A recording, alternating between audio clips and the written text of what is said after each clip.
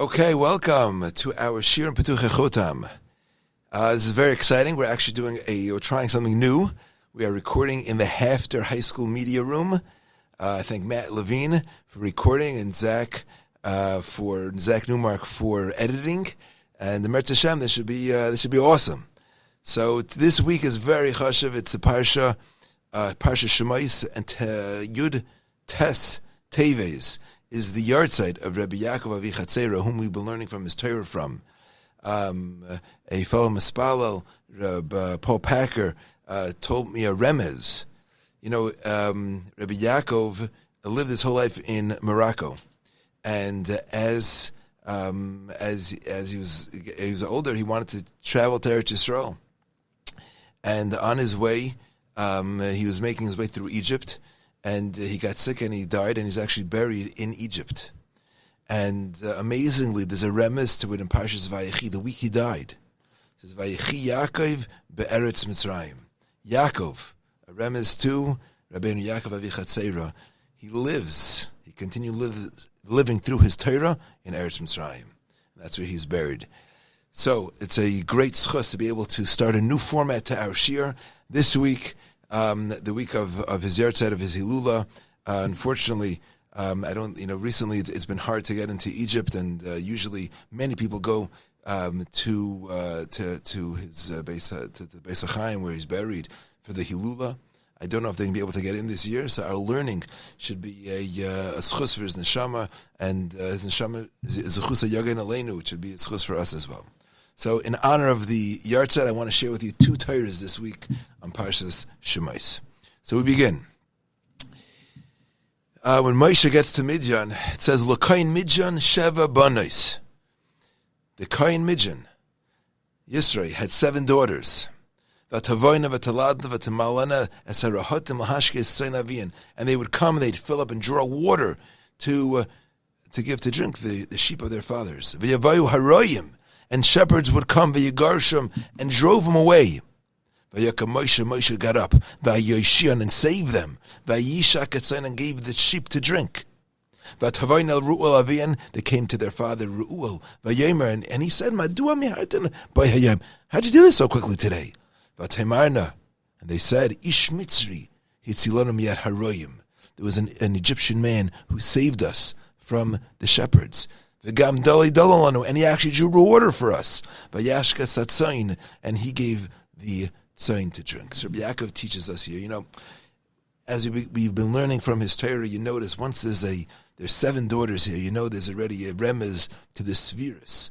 And he does exactly that, Rabbi Yaakov. So listen to what he teaches us. He says, we're familiar with the Svirus. We've learned them a little bit. There are 3 Gimel Elyonis, 3 upper Svirus, Keser, Chachma, and Bina.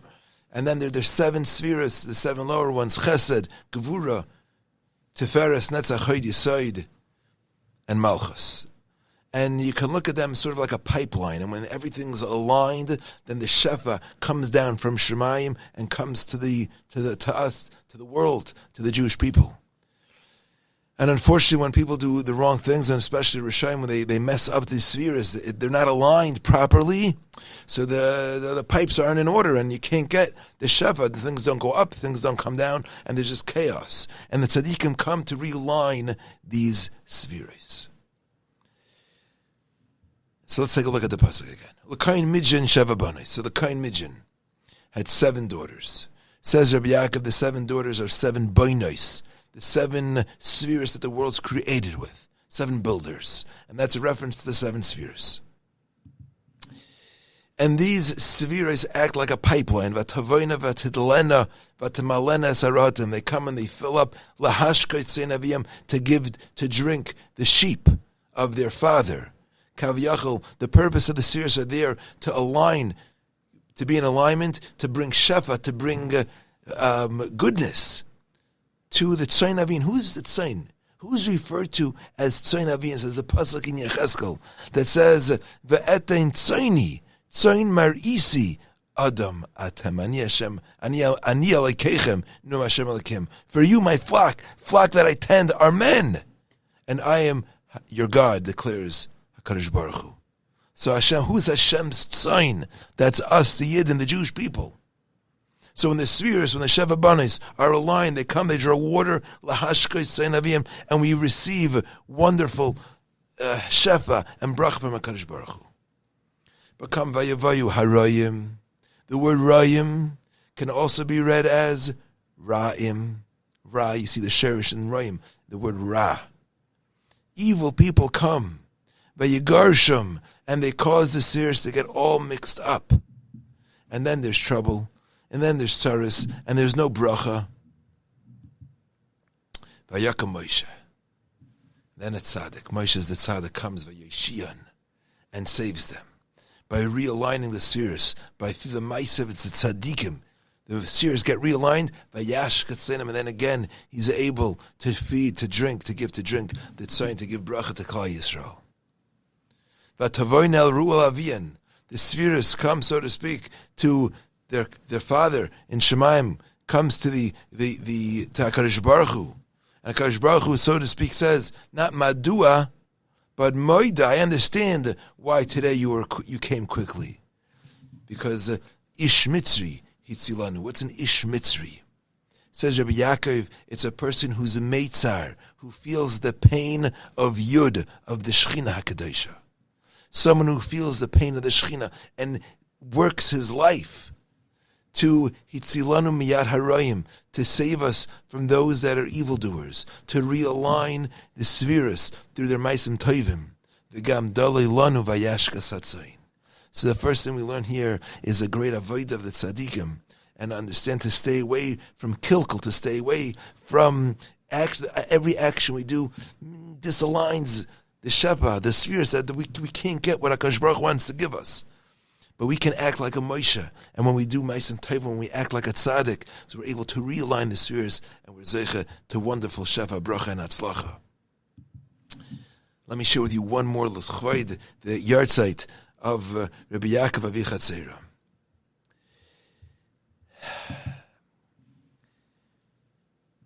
Moshe says to HaKadosh Baruch Hu, Hashem tells Moshe, I want you to go. And Moshe says, listen, I'm going to come to the Jewish people, and I'm going to say to them, Elokei Avosechem shalachani aleichem.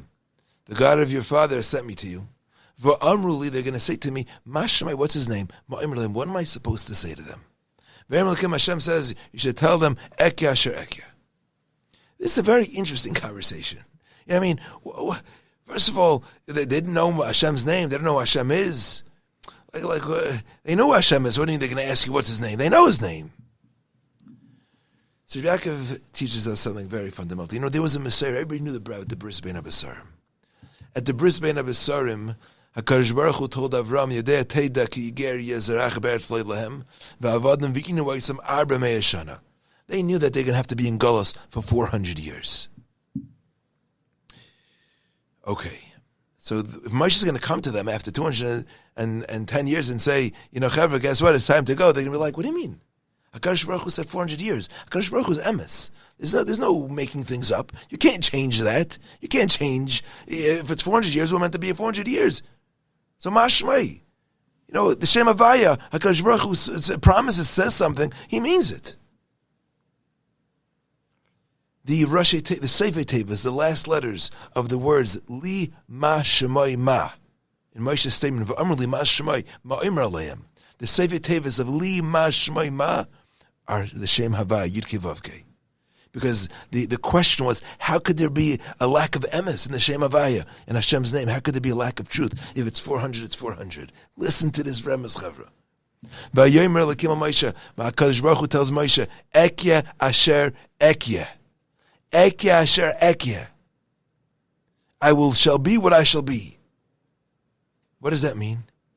That means that means everything HaKadosh Baruch Hu says, so to speak, is on condition. Because what happens if HaKadosh Baruch Hu says he's going to do bad to somebody, and then that person does shuv and becomes a good person? So I shall be if you're evil, and then I shall be if you're good. Things will change. It's conditional. The same thing goes the other way. You may think, is that emes? Yeah, that's the greatest emes. If a person does shuvah, why should he be getting something bad to him for something that he had done? Ekya asher ekya is 21 times 21 is 441. emes is 441. So HaKadosh Baruch Hu tells Moshe, tell them Eke Asher Eke. Tell them that there's a shame of Eke Asher Eke, which is also emes. So even though you're concerned that it's been 400 years, yeah, but there's an emes here. Because there's been, the persecution has been much worse than it should have been. You've suffered more than you needed to. You've gotten your Yisurim enough, and time has come to redeem you. And that's also emes. So we have to understand that we can change. Ekia means I will be. There's a Shem HaKadosh Baruch Hu that is the Shem of Tshuva. I can change. And when I change, then I can Kaviyachol change the way Hashem acts with me, and that's also an emes. We should be zeicha to feel that emes. And the Schos Rabbi Yaakov Avi Chatzer, we should be zeicha to Geula personally and for all Klal Yisrael. Good job.